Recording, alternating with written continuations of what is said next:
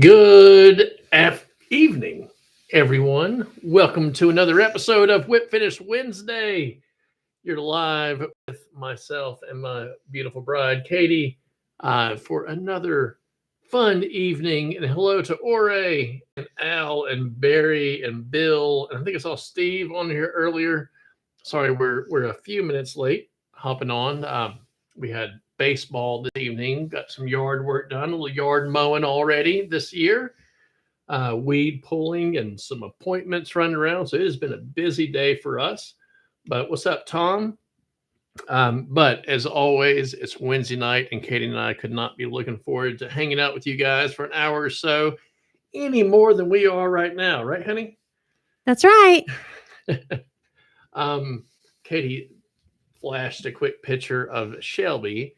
Um, she is our 16-year-old, almost 17. And I took her up on the headwaters of the South Olson. Hey, Gary, on Friday, and she caught her first wild trout, on a fly rod. So she had a good time up there, and I'm glad that she caught fish. But I'm even more happy. I'm happier that she's looking forward to going back again. So um, I'm just thrilled, and I can't wait to take her back out there. What's up, Dr. Jason Stevenson, Josh, Bill again, and Gary, and Troy Thompson. So we've got a slightly busy night tonight. It's not too bad, but we're going to tie the red quill. When Shelby and I were up on the water this past weekend, our buddy that we were with, he said that the quill Gordons and red quills will be coming up next, and I'm like, well, I've already done the quill Gordons on the show. It's been a while, but we did the quill Gordons a while back, and I figured I'd do the red quill because I just received a beautiful Rhode Island red bird from Stephen Hankins over at Magpie Materials, and I wanted to give this one a shot. So we're going to tie two variations. We're going to tie one that is about as traditional as I can make it. We're going to use wood duck for the wings. We're going to use Collins hackle for the hackle. Use the Rhode Island red, and I've got some spade hackle we'll use for the tail. But then we're also going to tie one with what's up, Ricky from North Carolina. We're also going to tie one with this India cock cape. So relatively cheap bird that I had laying around. So just to note the Collins hackle, you can just tie it and do the best you can. What's up, Mike from Maryland? Finally in the house. Chris, what's happening? So with that said, in the middle of tying these flies, show off the pictures of the Guide's Choice hare's ears that you all sent in.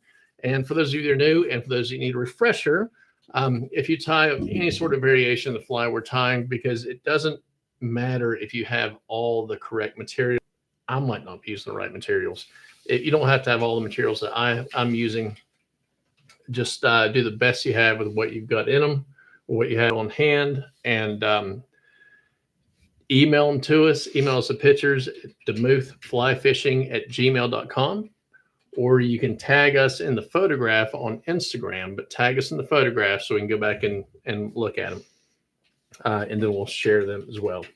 So because that's kind of the whole point of us doing this, is everyone getting together, having a fun time, and then tying up a fly or two. I'm looking forward to tomorrow playing a little hooky and going fishing tomorrow afternoon, or tomorrow sometime. I'm not sure exactly when. Whenever I feel like it, that's when. Thank you, Katie, for putting that up there. So what makes this fun is your all's interactions with us. Steve, we don't all have Artflix original materials, unfortunately. I'm feeling you're joking, but when you start really getting nitty gritty, some of these materials are really hard to find. And I would always get overwhelmed trying to get the correct material before I started tying the fly. And if we don't tie because we don't have the right material, then what are we doing? So don't hold up if you don't have everything perfect. Just put some thread on the hook and give it your best shot. But what I was going to say a second ago is what makes this show fun is you guys. So chime in, ask questions. What's up, Todd? Todd, you ought to come over tomorrow and go fishing with me as a birthday present. You can come and hang out with me on the water. So here is the first fly we're going to do. I'm going to start, which this is the one we posted today. This is is about as classic as I can get. This has a wood duck wings, the Collins Smoky medium done, I believe. Medium smoky done, hackle. The Rhode Island Red hackle stem and some spade hackles for the tail. So that's one we're going to do. And here's the other one that I just kind of whipped up real quick just to make sure that I had all the right materials laying out. And this is tied with Whitney Farms CDL for the tail. So nothing fancy, just done. This is a tailing pack from Whitney Farms. This has mallard wings. This has a Whiting Farms done hackle and that India hackle stem. So anyway, so that's what we're going to tie for the second one, just to show there's different ways to skin a cat. Hooks. This one is tied on a standard Tiemco 100, size 14. That one right here. And this one is tied on a vintage Mustad hook that I'll show here in just a second. So vintage hook, new hook. Looks like Yates fly. Which one? I'm sure probably the fancy one. So let's start by getting the hook and the vise. So I was going to use this one just for the fun of it. This one says pack, but Katie said this would be good for the... Yeah, show that up there next to the vise. Let's see if that'll fit. This would be good for the visually impaired. Oh, yeah, that's perfect. So visually impaired hook. For visually impaired. That's a demo fly hook. Yeah. Yep, but we're going to use the Mustad 94840. So we're going to use this bad boy right here in the old box. You want to switch it over to the vise real quick. What's up, Truman? So this one right here, size 14. Ooh, that's a vintage. Yeah, there we go. And a nice little wax paper here. So these are always fun to play with. Are they still sturdy? Are they sound? Oh, they're sound for sure. As long as they don't get rusty or anything, they're fine. They're good. Just take a second, a little bit longer to take out of the package than having it in my hook box. And we'll put it back in just so if not, I'll knock them off and we'll have old hooks flying everywhere. It doesn't look old. Yeah, well, Steve says as old as him. And Steve, I bet you don't look old either. Oh, that's so neat. We get rough, Steve. Okay, so we got our hook in the vise. This is that mustard hook. The thread on both of the flies I'm going to use is the Silverfly 18-aught classic wax thread. It's really thin. It is corded. So you see that little bit of cording right there, but it's really strong. So for what it is, it's plenty strong. So I talk about this a lot. Where you start the thread is very important. I start the thread right where I want that hackle, or right where I want the wings to come up. So you can see right there's about right, maybe there. I'll bring the thread back like so. Pop it off, let it wrap in, bring it forward. So we've got our thread going right like that. And then we'll get some mallard that I don't know who this mallard came from, but friends over the years have hooked me up with some really nice mallards. So we've got our mallard flank here. And if we want to switch over to the side view here. So when I'm looking at a mallard feather, they're not all perfectly round. This is actually a great one here.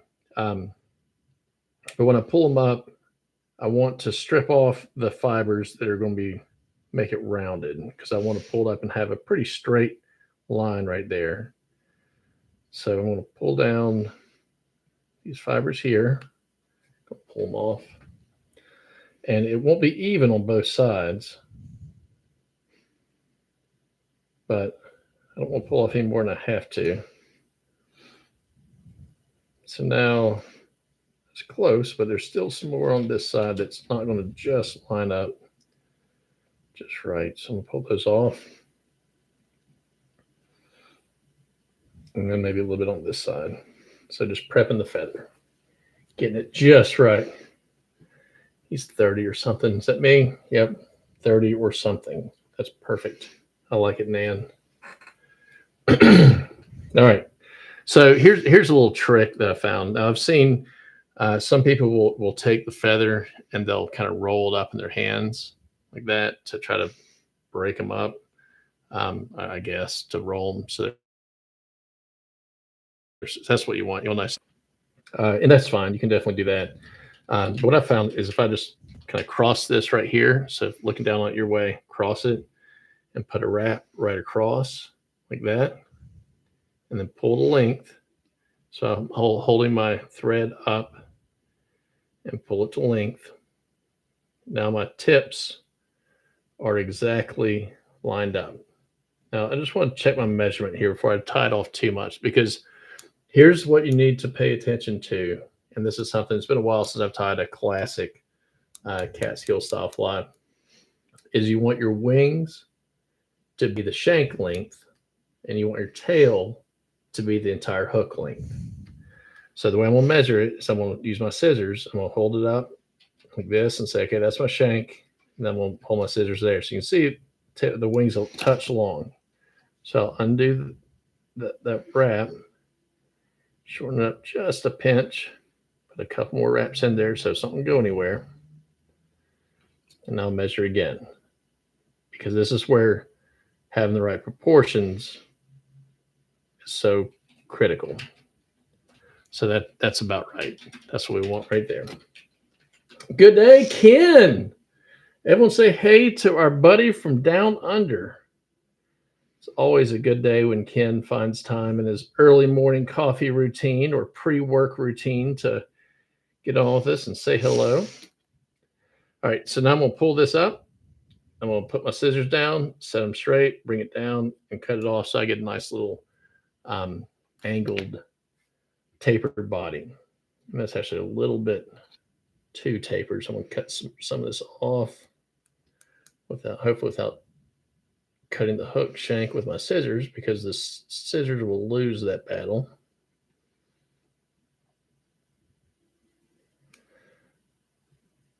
And we'll call that good. So now I can use kind of open spiral wraps here. I'm going to bring all that down. And now we've got our body tied in, or wing tied in. How far behind the eye do you measure shank length? So I'm measuring from right behind the eye. So I measure from like right here, right behind the eye. So where it bends down. So the shank length, I would say, is the straight part of the hook. Yankee Hunter, this is the Tiemco, if I could find, I know where it is. It's hanging on my thing. It's Tiemco double-armed bobbin. This is the Midge version, and I really like to, I love the double-armed bobbin. They're a little spendy, but if I was going to replace all my bobbins, I would get the standard one, not the Midge one. But I've got a couple Midges and a couple standards. So the only difference between standard and here's the standard one, and here's the Midge one. So the only difference is the size of the tube. And I don't need a teeny tiny tube to tie and it just makes it harder to thread my thread in there. So that's what that is. And whoever said it, you're correct. It is getting to be dry fly time in the Smokies. So Gregor's. Gregor said it. Cool. Okay, so now we're back to the back. I'm going to tie in my, not this one, I'm going to tie in my tail. So I have some Sidling Hill. This is some spade hackle. And so here's one thing I want to kind of point out. So if you notice with these, this side is bent, like it's got a little curl to it, and this side is straight. So I want to pull the fibers from the straight side. Otherwise, I'm not going to get a nice straight tail because of the bend in the fibers. So that's really where, and CDL is a good way to cheat. This is CDL here, and they've got the fibers are straight. But a lot of times when you look at, like on this whiting, we'll pull this out. If you want to try to get some tailing material off of some of the bigger feathers here, if I pull them down, they're going to be, oh, if you can see it, they're going to be curved. Well, I'm not pulling down very good. That's not a good example, but just trust me on that. You want your the fibers to be as straight as possible.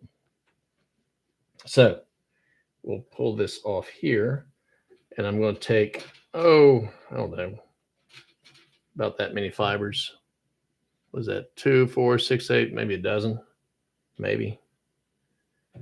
And we'll make sure it's straight like this and pull the stem away from the feathers so my butts are nice and lined up.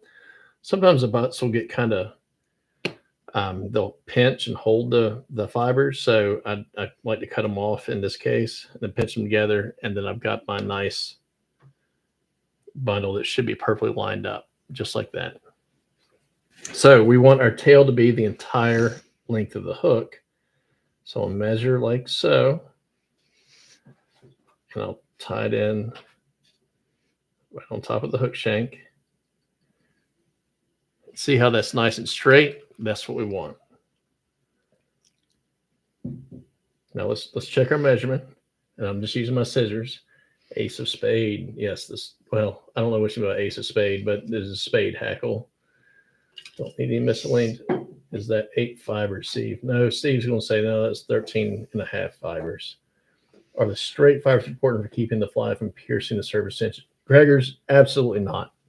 And I think having a nice splay as far as fishing, having the fibers go out, so more like a fan, is going to be better for fishing purposes. But to keep the Catskill, oh, honey, when you get a chance, we grab those 2 books over there. Sure. Right there. Keeping the Catskill style, having the straight tail is what we're looking for. So I just checked that. So using my scissors, there's the length of the tail, and I'm touching the hook eye and the hook bend. So my length's good. I'm going to tie it a little bit more before I cut it. Pull everything up. Get that out of the way because we sure don't want to cut that good wood dye. Like that. So now I've got a nice little, hopefully a nice little taper. If the tailing fibers have a slight curve, can you roll them in your fingers and make them usable? So what I'll do with this one, because these do have a slight curve on this side, is I'll take it and I'll pull straight down. So you can see, I'll pull straight down like this. And then a lot of times just pulling down, see it, that's not straightening out, but a lot of times pulling down in the opposite direction and kind of holding them for a second, we'll have them straighten out a bit. And you see the bottom ones are getting straighter. And the shorter the tail, so the smaller the fly, the more curve you can get away with. And like I said, for, yep, Magpie said, save your tail, save your curves for your parachutes. But I mean, really, guys, this is more like to keep the style correct. And I've got that one fiber that's going to drive me nuts. So I'll probably end up cutting it out. just because it will drive me crazy. This is more keeping like the style correct. Um, and that thing right there will drive me bananas. Than it is for fishing. I mean, if you had a slight curve in this and it was splayed out a little bit more, it'd be no problem to fish. So now I'm going to come back up, roll these to the top of the hook shank. And now we're nice and tied in. Really good. So we got a nice little taper. We got a wing done. And The books are behind you. okay. So here are 2 books from the man himself, Mike Valla. And if I remember right, his Red Quill's on page 90 on this one. So let's see what his looks like. Oh, maybe 86. There we go. So let's switch over to the side here. So you can see how typically we switch over. Yeah, perfect. So you see how typically the tails are more bunched up here. You see on the on this one it's bunched up as well. So they don't have a big splay to them here. That one a little bit. And you see how this is, it's just, if these were like had a big bend to them, they'd be splayed out everywhere. It's more, what's the word? It's more just staying to style. This one, I think it's page 90. If you don't have either one of these books, check them out. You want to give me the names of them so I can put them on here? Sure. So you can see here, maybe how that tail, mine per this one, mine might be a little bit thick. But the what you're looking for is the tail to be touching the ground, the hackle be touching the ground, and the hook to be just slightly off the surface. And Magpie Materials sent me a note today because he was, I'm sorry, honey, here are the 2 books. Because he said he is out of the red version, the Rhode Island Reds, but he has, and if he's still on, he'll tell us the ones that he does have that are really nice. What's that called? Dodging Flies called the Red Quill, not the Rhode Island. Yep. Perfect. So Magpie, Steve, tell us about the ones you do have in stock while I'm going over splitting these wings. And as he's typing, what I'm going to do is I'm going to bring my thumb and forefinger, thumb and pointer finger, pull everything back. And normally I go all the way to the hook eye, but I'm going to leave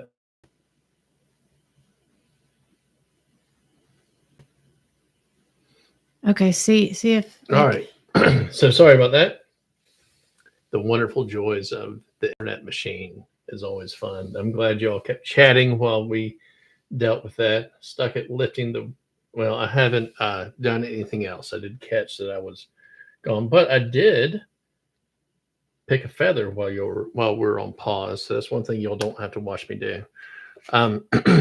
So taking our Rhode Island Red cape here or skin here, I'm going to pull off one of the feathers.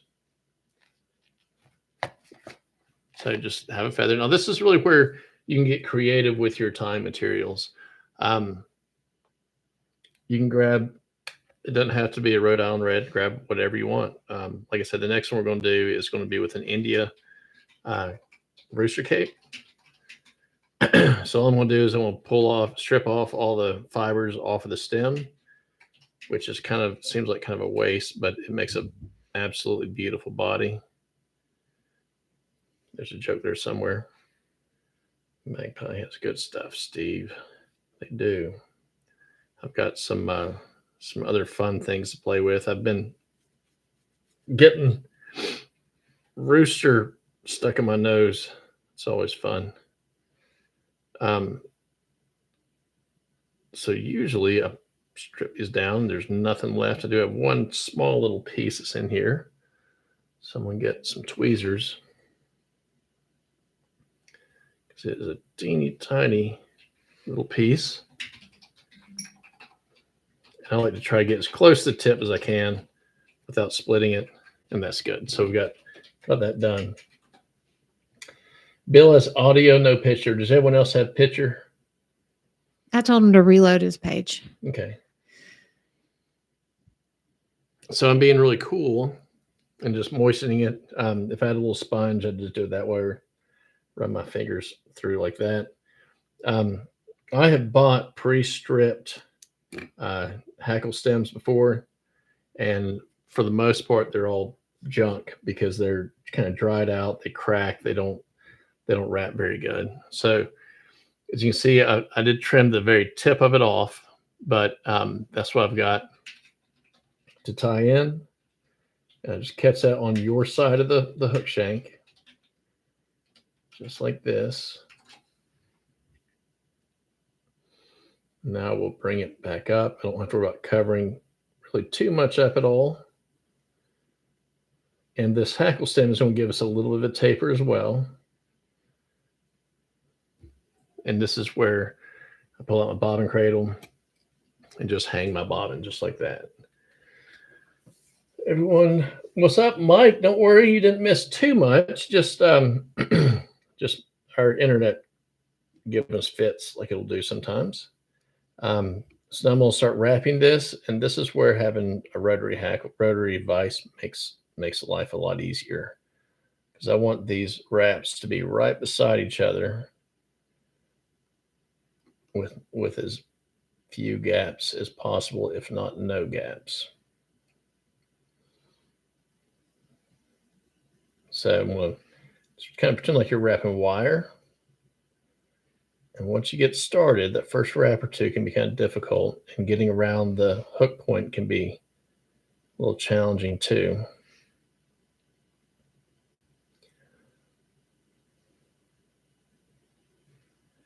And now we just kind of hold our breath. And now that we're around the hook point almost, see, you want your stem to be going slightly rearwards. Slightly. How's that look on the TV? Let's see. It looks okay.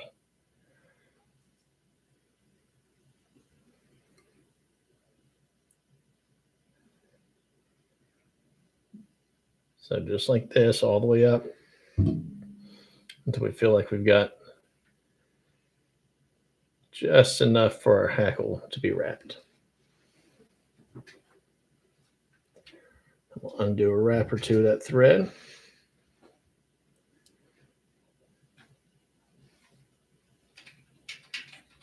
And capture the stem. Hopefully you're saying lots of stuff here and I'm just missing you, so I can apologize for missing. There we go. So now we have our body done. So here's where we kind of have to take a little pause. We'll try to get that stem to go down just a bit. Although when we wrap our hackle or tie our hackle in, it'll make it a lot easier. And now I'm going to just do a quick little whip finish here. I missed posting the wing. That drives me nuts. I'm going to do it again here second, Steve. When tying with the quill, do you prefer putting some super glue on or just make sure wraps are very tight? I'm going to show you in just a second, Ori, what I prefer to do. And what kind of stem? This is that Rhode Island red. So this is a Magpie Materials. It's where I got this one from. And this he has some other variations that are not quite this red, that turn red when you do this right here. And Ore, what I do is I wrap it just like that, and then I put my favorite Sally Hansen's on there. So normally I wouldn't. It depends on how many I was going to tie. Usually I do this and I search around, try to find my hackle stem, or I gotta get something to drink, or let this dry, because this takes just a few minutes to dry. But I want us to go around, put some here as well.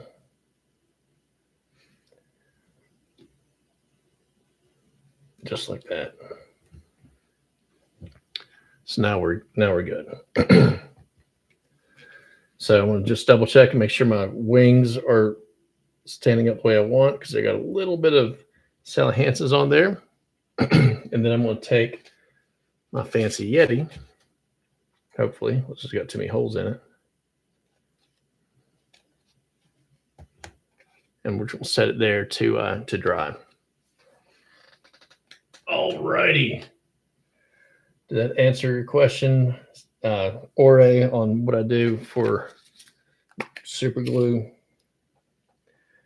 If y'all have watched me long enough, you know I'm not a. I mean, I will use super glue if I have to, but not really my favorite.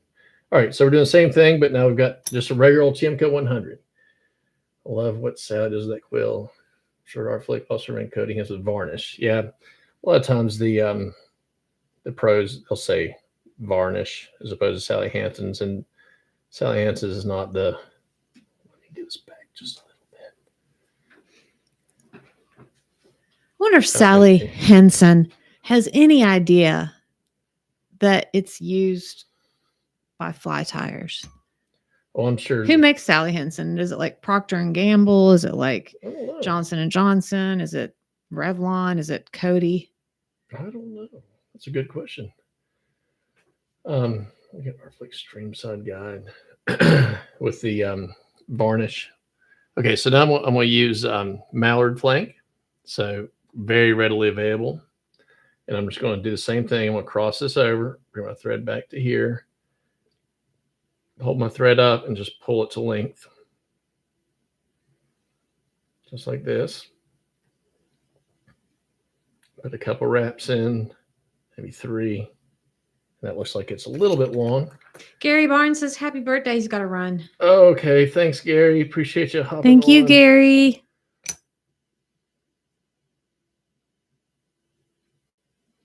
It's shorter. It's easier to go shorter. It's a little harder to pull it longer, but so there to there. That's looking pretty good. So I put a couple more tight wraps in. Pull this up, scissors down like that. You see, I didn't put as much of a taper in there, and that's okay. It's actually kind of more what I prefer is that right there. Bring it back. And I'm going to use CDL, Coq de Lion. So see them right here, same thing. Grab the fibers, pull them off. My butt ends aren't quite as lined up as they were before, but we'll pinch them together. Hopefully it'll still work just fine. Measure this to length.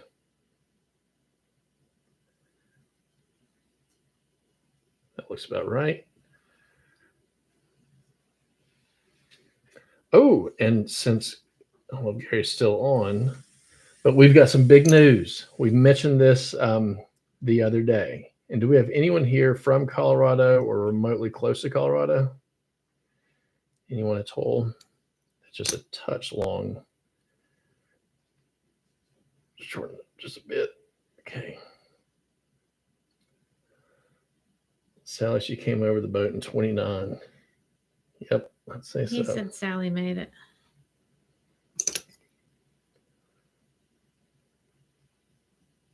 Okay. Gary Durfree is from Colorado Springs area. Ooh, well.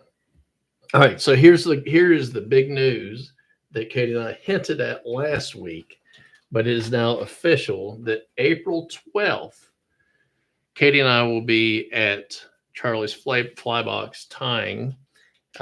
He is having his Umpqua Days, the big open house where Umpqua is coming, and we're going to be the featured fly tire at the event. So if you're anywhere close to Charlie's Fly Box, we'd love to see you come over. I know Dan, I haven't seen Dan on tonight, but I know he lives really close to there. And I'm hoping there'll be a big crowd that shows up. I'm sure there will be because it's an Umpqua event. It's Charlie Craven, and we'll just happen to be there. So it'll be a lot of fun. We're going to be doing some fishing in the area and hanging out. So, all right. So let's do this for Steve's purposes. We're going to post these up and set these wings. So this is mallard. So let's switch over to the hook real quick. Max likes hugs. I've heard that too. And Todd, May 31st, we're going to Daddy's Flies to tie, and you ought to come up with us on that event because that's relatively close for you. I say relatively, it's close for you as it is for us. And seriously, Todd, come over and go fishing with us tomorrow. All right, so we've got that little sprig done. What was it? April 12th is the date. So I'm going to use my fingernail and mash these down. So just like that, mash them down. I'm going to grab them, split them. See, my tips aren't quite as lined up as they were on the wood duck. Get my thread to the back of it. I'll put 3 wraps. 1, try this out. 2, 3 on that side. See how that worked? I'm going to bring my thread back to this side. Pull this around. And go 1. This is really hard to get the camera to see it. 2, 3. So now I've got our 2 bunches here. I'll put 1 more wrap in here just to kind of save my work. And we'll read some comments here and get ready to go Chicago Friday morning for a wedding. Well, I've got to be back, but Katie's got a date night planned for tomorrow night, so I've got to. I do. It's a birthday date. We can finish earlier tomorrow. May 31st. May 31st is, hey, John. So yeah, John, hopefully you'll be able to come over and hang out with us. Okay, so now we've got our wings separated. And now all I want to do now is just put just a few, switch back over the hook, put a few little parachute posts on each side. And what's nice is I can use a parachute post, and my fingers will be kind of in the way. I'm gonna try to move it so you can see it. I can use my parachute post so that gathers it, but also as I go back down, it's really hard without touching it. I can pull, and I can use that parachute post to manipulate where that wing goes. So that one's a little far back, but I can pull it out. That one's good. And here's the trick. So when I got done, now my thread's going the wrong way. It's now wrapping the incorrect way than I normally do it. So now I'm going to go up and wrap around this one. I think you'll be able to see if I do it like this. So I'm just going to parachute this around. So what is really hard to do it for camera work.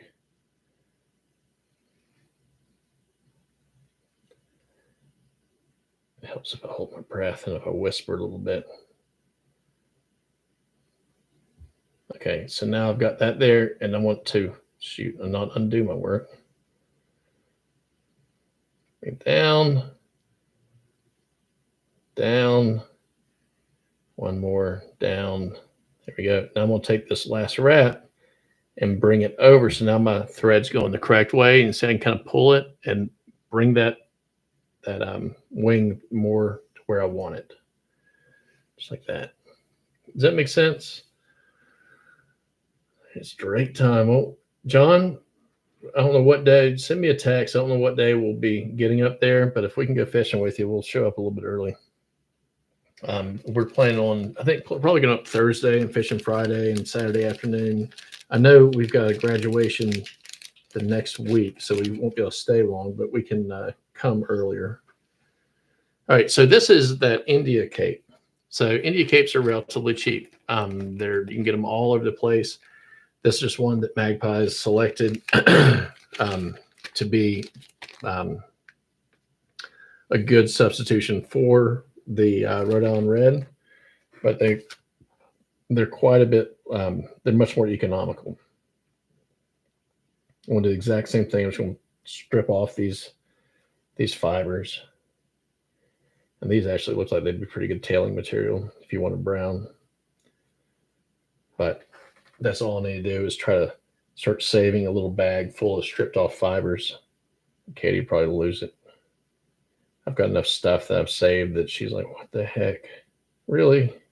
But she now, like, she doesn't throw anything away. She finds like a little tuft of something. She'll be like, honey. I'd be like, I found this shred of tuft in the floor. I put it on your desk. And I'll be like, oh, that's Misha hair. I can get rid of that. Misha's our dog.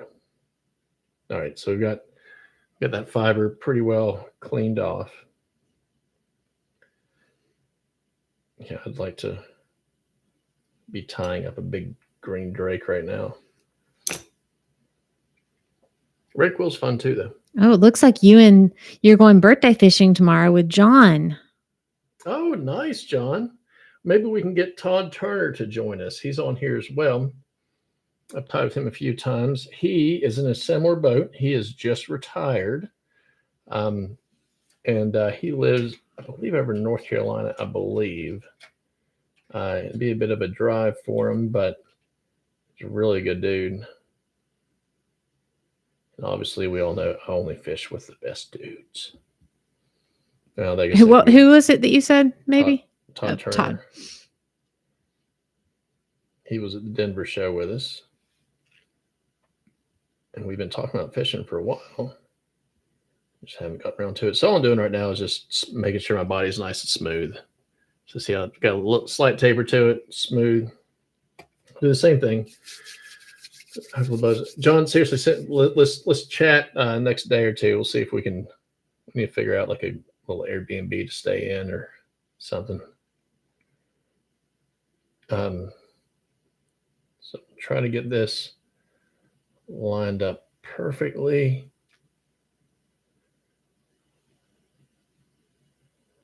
It's not exactly cooperating. There we go.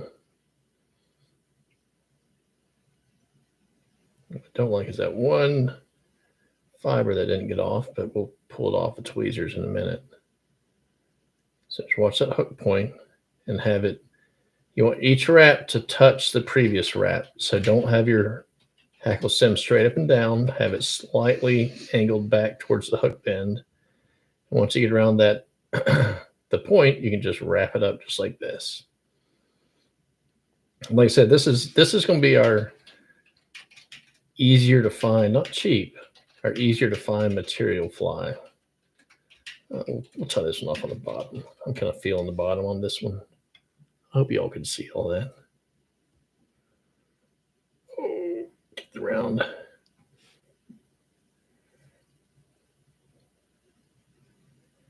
A few wraps there to get that. We'll do one to grow on.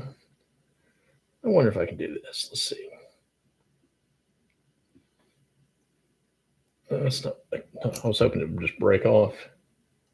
It might, but since we're live and all, thank you, Bill. I appreciate it. Later. You never know. And the same kind of thing. We'll just kind of wrap that down, make sure it's looking good. Throw a quick half inch or throw a quick wet finish. And we're going to put some Sally Hansen's on here, and then we'll switch over. Katie's going to show some pictures after I do this. And then we'll wrap some hackle on the other fly, wrap hackle on this fly. Oh, shoot. And then we'll be done. I want to we use these super fine tweezers here. Unfortunately, I can just see it. That's what every now and then people will ask what the light is underneath me. So, it'd be nice to be able to see better. And it's actually terrible for tying. It's good for you guys because you can see it better. I need some of the wider tip on it. Because you can see better. But right now I'm trying to find a teeny tiny hair and staring down at, did I get it? Oh, I got that one on top. Staring down at a light, and it makes it impossible to see stuff.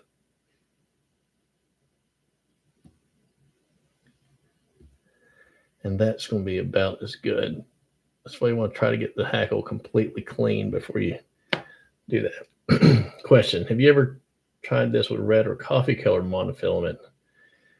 No, but let me show you when I tied for the fun of it once I get this painted up.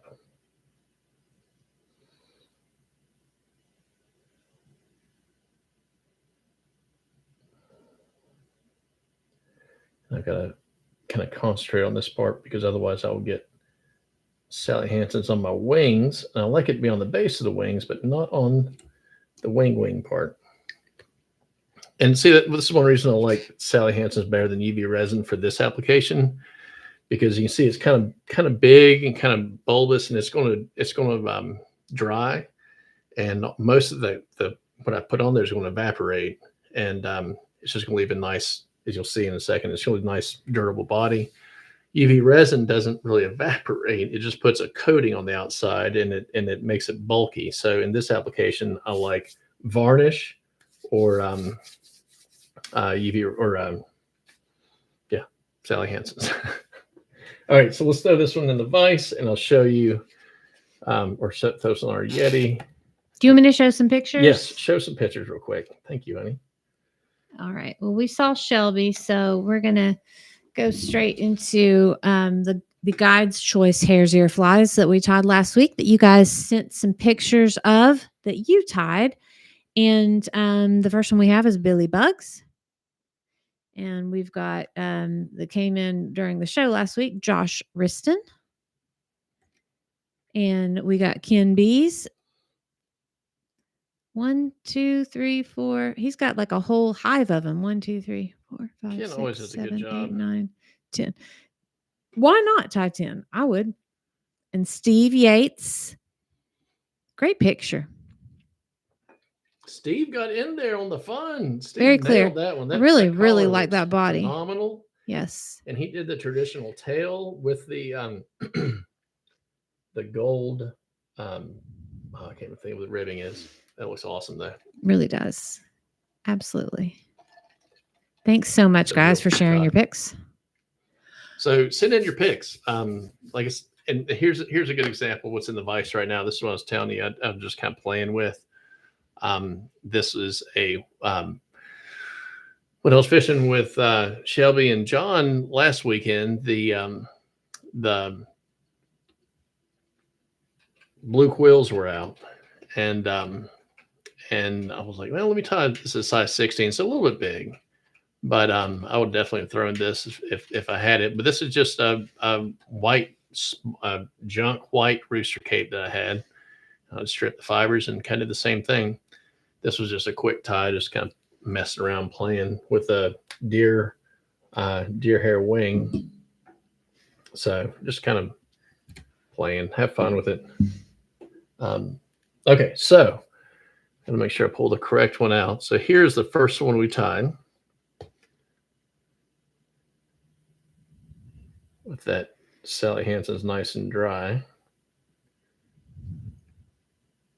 Then there's somewhat right. There we go. So we got our Sally Hansen's dry, ready to go.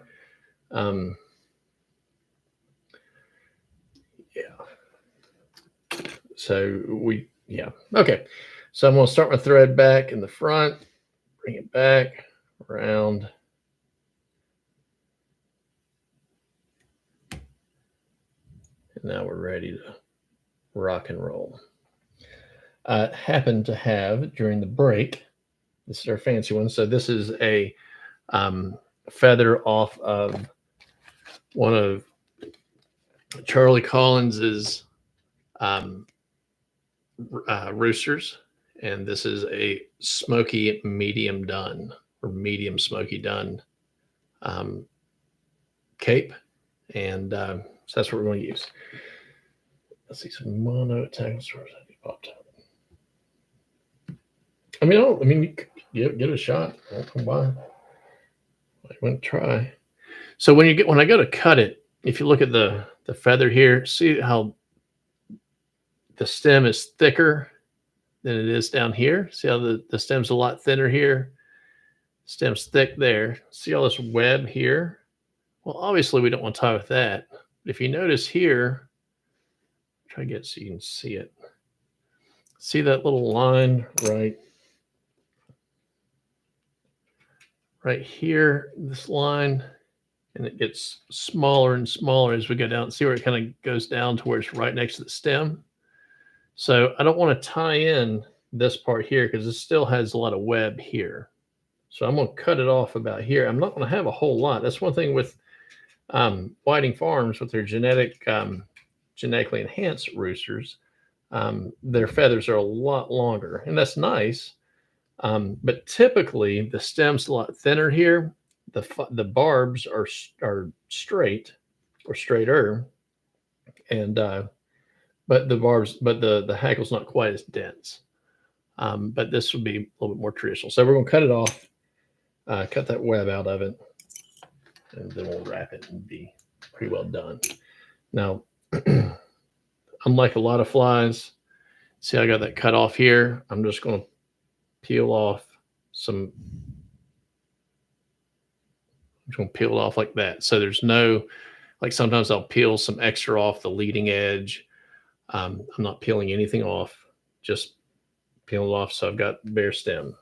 Does that make sense? So it's lined up the way we want it. All right, so now I'm going to hold it right where I want it. Hopefully, make sure I get it all the way back. Yeah, it looks good.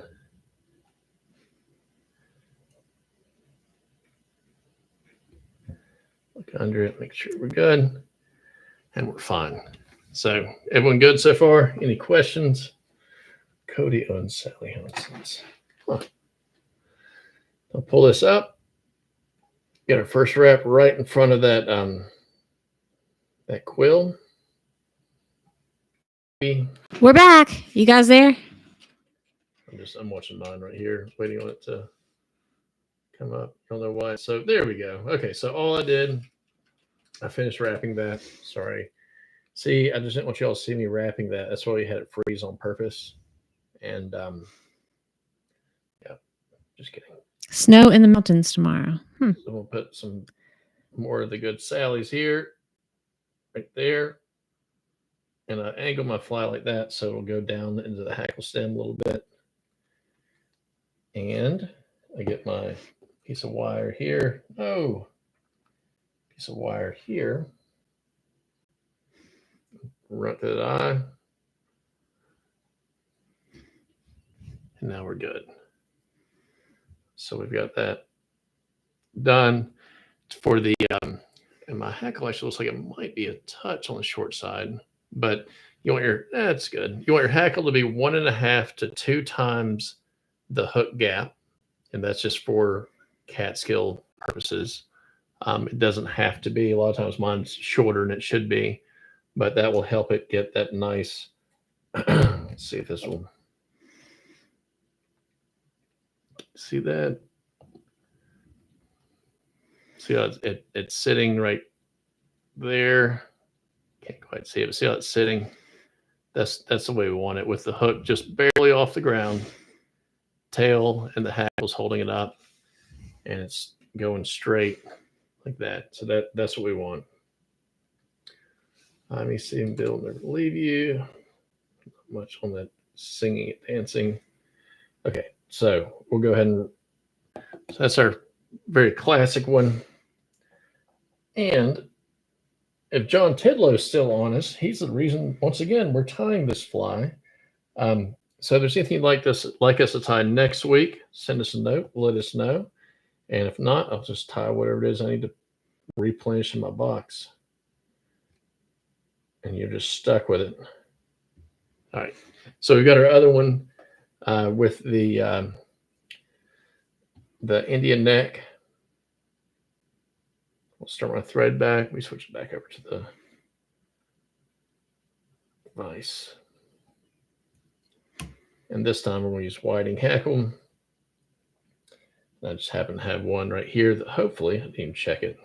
Let's see. And this is, that was good there.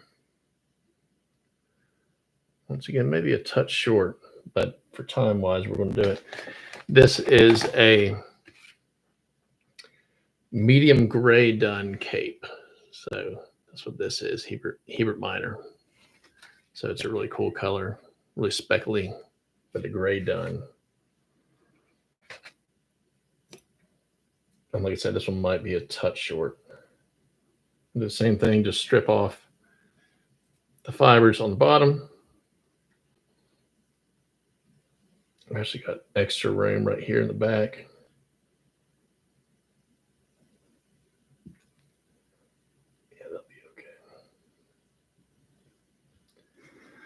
So hope it won't freeze up this time. Oh, and something else that I got from Magpie that was really good. While we're talking, switch over the side here, please.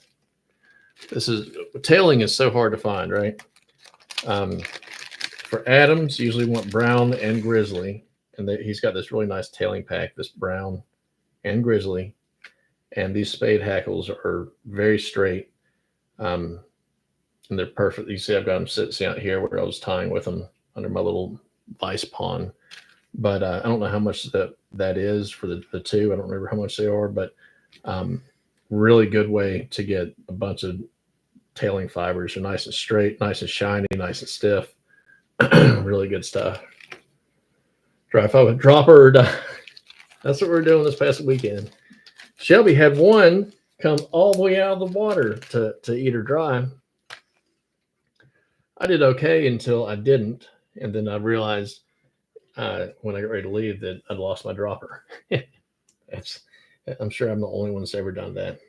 Okay, so we froze up last time. So my wrapping is the only difference is the type of hackle. So I wanted to start right behind or right in front of the quill. So I bring it straight down and straight up, just like that, and right in front of that previous wrap. So that's one full wrap. Now, when it's down low like this, I want to start angling it forward just a little bit, then up high and bring it back to where it's touching that wrap. So that's two full wraps. Angle it forward, three full wraps. Forward, and I'm going to pull everything back. I'm going to get two good wraps here. Cram that in there right behind it. One, two. Undo this wrap. And leaving that that hook eye, or a little bit of bare hook shank is another Catskill type thing. So one of the things that you all missed last time was I put three wraps to capture the feather.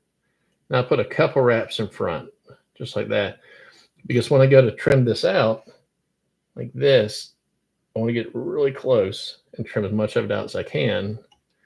And if I don't get those one or two wraps in the front, sometimes when I'm holding that feather really tight and I get real close, it lifts up my thread and I'll cut my thread. That is not a whole lot of fun. So now take my thread back.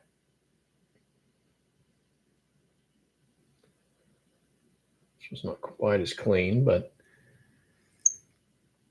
it'll work. It's crazy how long the hackle looks in old classic Catskill patterns. It looks like at least 2 times a gap. Yep.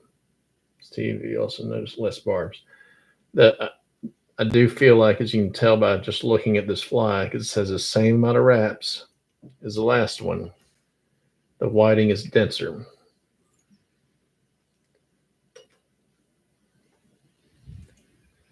Okay.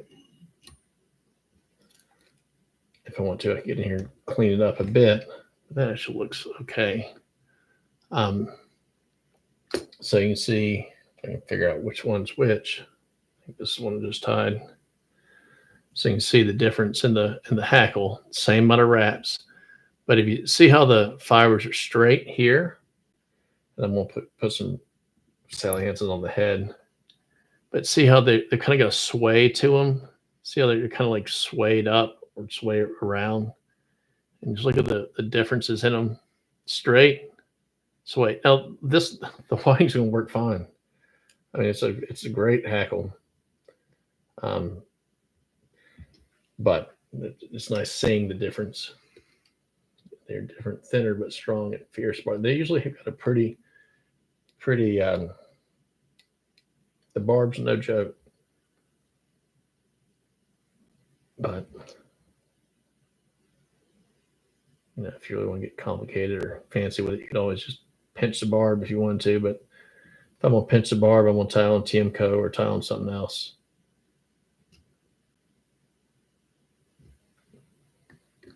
All right. You carry a hook file, not for dry fly hooks. You because since I tie everything myself, if one gets dull or bent or whatever, I just get rid of it and tie on a new one. Usually I'll lose it first before anything happens to it. But so here is our readily available material fly. So just the mallard wing, Whiting Farms hackle, the India Cape, or the India Cape for the rib, the body, and CDL for the tail. And here was the first one we tied, I think, which has the Rhode Island red, ton of the old musted hook, the wood duck wings, and the spade hackle tail. So that is that. So a little sparser on the hackle, but the same amount of hackle wraps. That's still, if you look at the profile of it, it's still going to stay up off the water really nice, and it's going to do good. Thank you, Nan, for the happy 31st birthday. That is great. No good. Send them to me. Talked to Charlie the other day. We talked about barb difference. Okay. All righty. Well, guys, that was my goal, get those two done in about an hour. So I'm sorry we froze up twice. Gary Durfee,